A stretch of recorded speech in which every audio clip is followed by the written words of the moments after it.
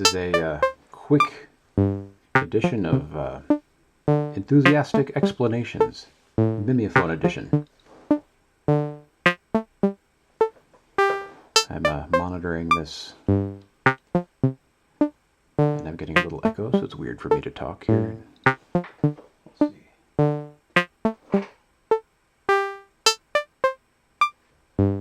Alright, so using beads right now as the oscillator. Sequence is coming from the no control. It's going through Mimeophon. Mimeophon is my favorite module. If I had one module, that would be it. And in fact, I've done long jams with just the Mimeophon because it can do so much. Hello, everyone. Alright, so yeah, right now this is the Mimeophon. It's my favorite kind of module because it does a lot of different things, but it just does one thing, but you can use it in different ways depending on how it's dialed in. So basically it just does something with time. So, you know, if it's really short, it's sort of a chorus. If it's faster, it's sort of a delay. And then it becomes goes into looper territory, but being make noise, it's kind of a little fuzzy, and you know, once it gets into looper territory, it's a little hard to control. It's not like you set your in and out point for the loop, but the zone, the color here shows you what zone you're in, and that goes from there's 7 different zones, and it's from a couple of milliseconds up to about 41 seconds in zone 7. And I'm just going to very quickly play around with a couple things that are, I guess maybe they're in the manual, but they're a little beyond the manual.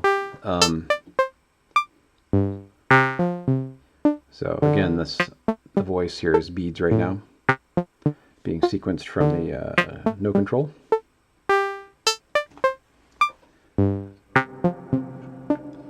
Okay, now I've got to bring the mix up on the Mimeophon.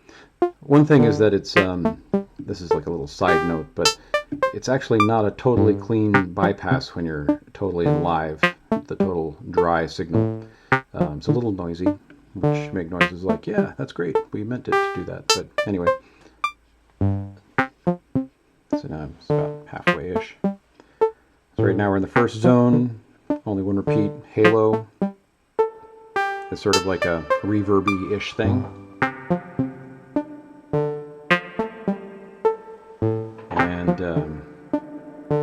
So that can act as reverb sometimes. And then the color on that, so whether it's basically like a high pass or low pass, essentially. So, turning the zone up into sort of delay territory. So that's a little kind of like an analog reverb if you make it a little darker as it tails off.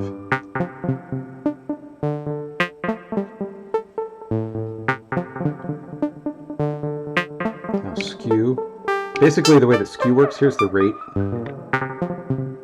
which is within the zone. So I forget, the manual has a really good printout of how big each zone is, how many seconds or milliseconds. So within that, the rate is the time delay. So if it was a standard delay, it's from very quick to slower. Now the way that the skew works, this is all just stuff that's in the manual, this isn't a tip or a trick, but the way the skew works, it basically is like on Hickory here, it's like the stereo spread, where right now the rate is like turning that essentially, totally different function, but just changing the basic value.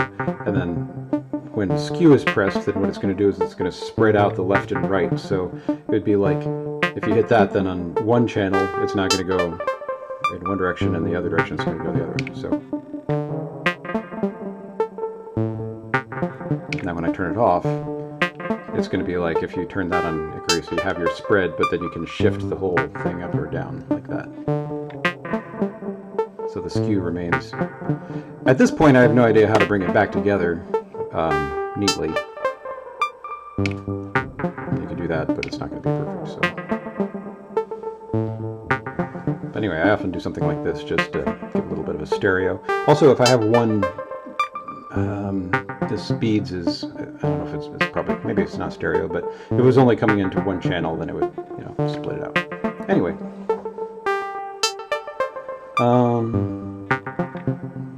Now what I love about Mimeophon, here's some actual little tips. What I love about it is that it's always recording into the buffer. So now, like during a performance, if I want to change something up, I can now throw it into zone 7. With skew off, I usually zone 7, turn that up.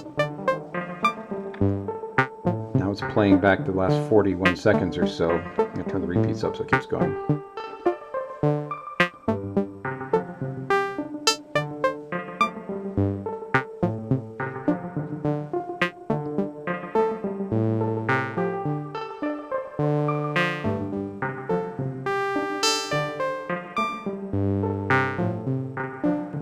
And then one thing I love to do sometimes if I just want to, you know, a patch is going along and I want to add something messy to it. If you now mess with the rate, it's like scrubbing through channels. Oh, actually, let me, I forget how I did this patch. Let me shift.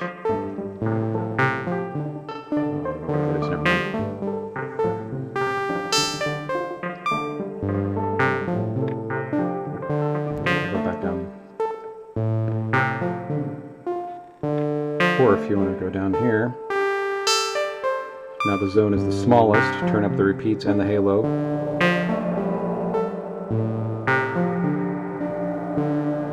You got the car plus strong.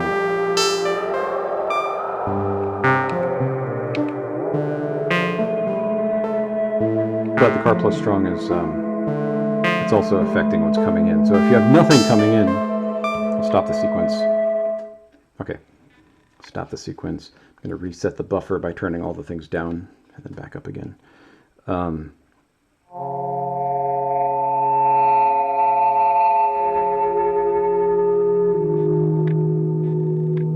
think it's a beautiful car plus tone, strong tone here. And now it's dark because the color's down.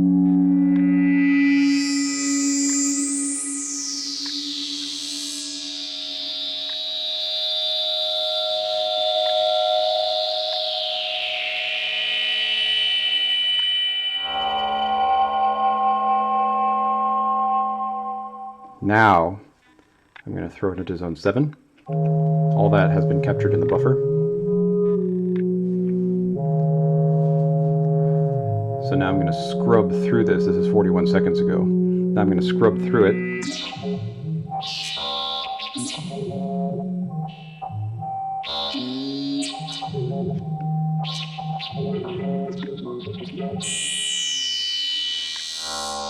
So that scrubbing through is scrubbing back and forth through the last 41 seconds, but now that's been added to the buffer too, so at some point we're going to start getting that as well, and it's just going to keep looping on itself.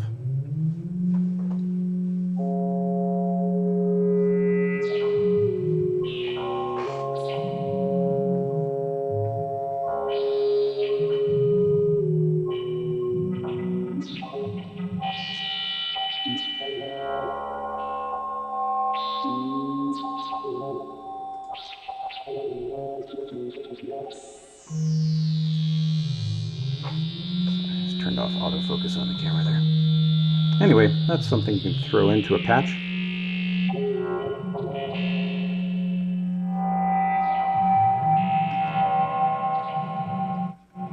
Oh, I'm going to turn this all the way up. Start the sequence going again now.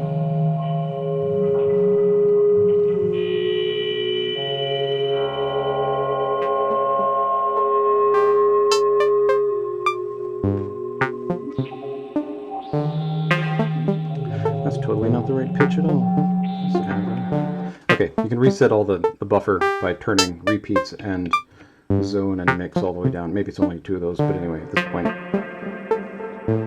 the buffer's been cleared. That was an update, a firmware update.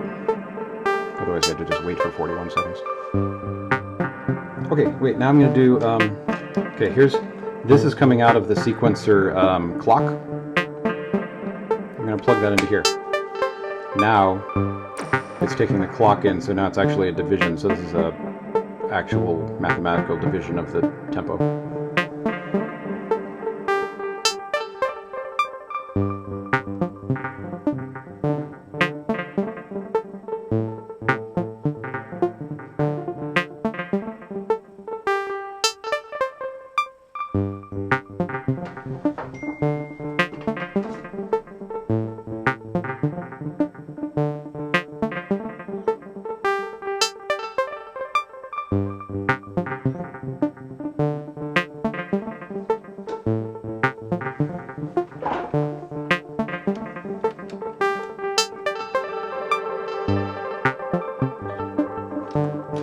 Wait, sorry.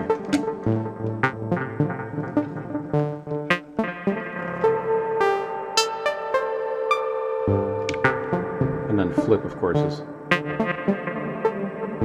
repeats the buffer, or the reverse of the buffer. Now, let's see, I actually have to run in just a moment, but what was I going to do?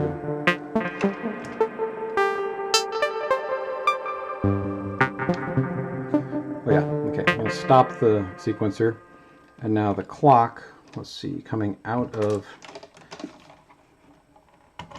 I'm going to clock the sequencer now with this. This output is that, see that red one every time it beeps, which is every repeat, so it goes faster in the lower zones. Sends a clock out of here, so now I'm going to clock the sequencer.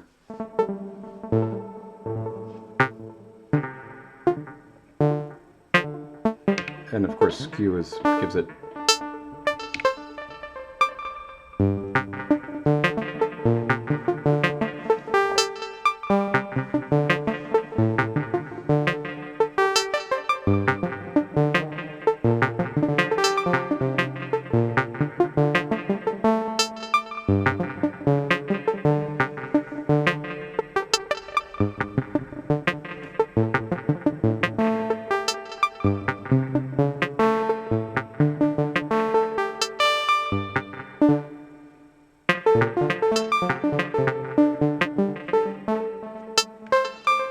Okay. Now I'm going to take the pitch. Where is that? Here it is. Okay, I've unplugged the pitch from beads. I'm going to go do some car plus. I'm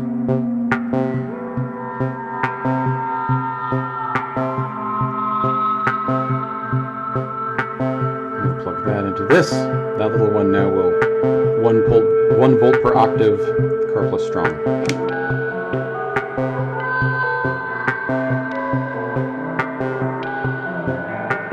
And that's tuning it.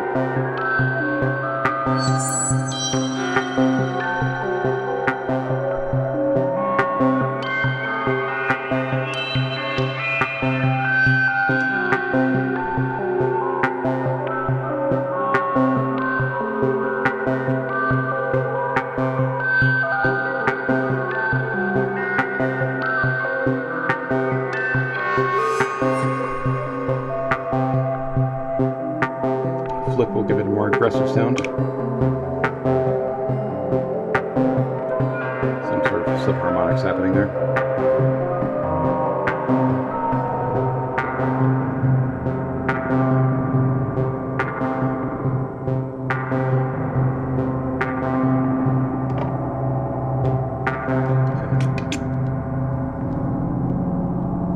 It'll do more if it's not getting anything coming in.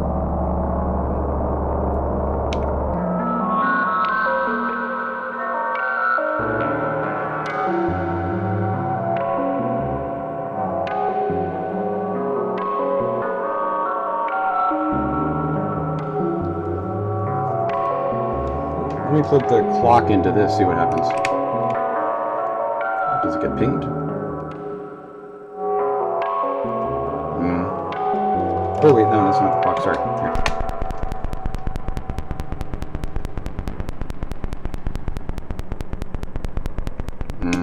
Too much. If it would go slower.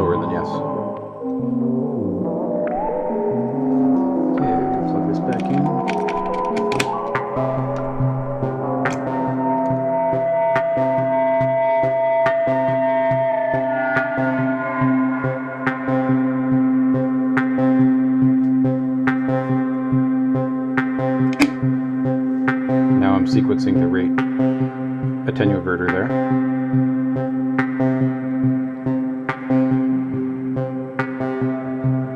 Oh, that's not going to do as much.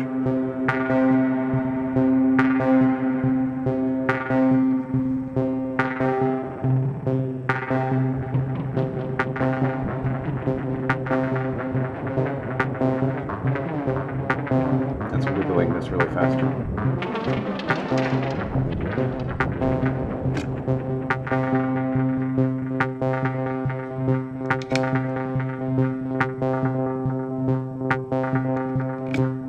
Everything has CV.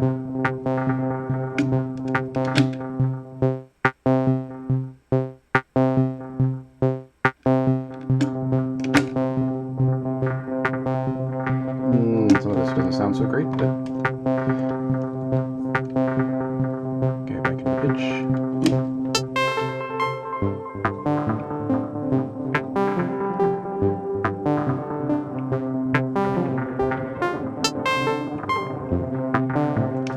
Hold here.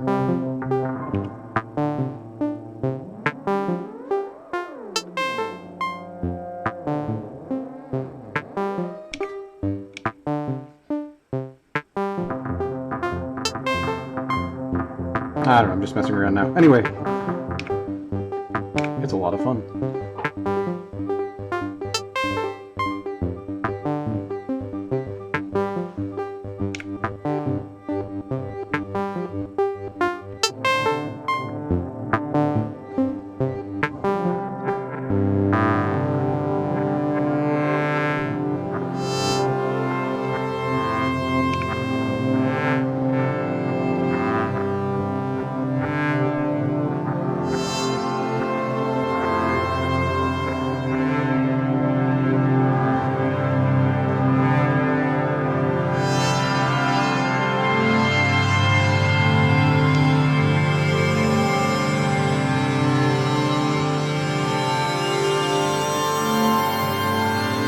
Okay, a lot of this cool sound is beads.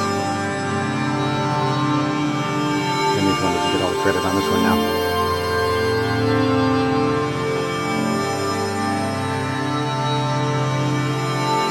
Alright, I need to run, but thank you for tuning in to Enthusiastic Explanations, Mimeophon edition. Perhaps we'll do more of a deep dive in Mimeophon in the future.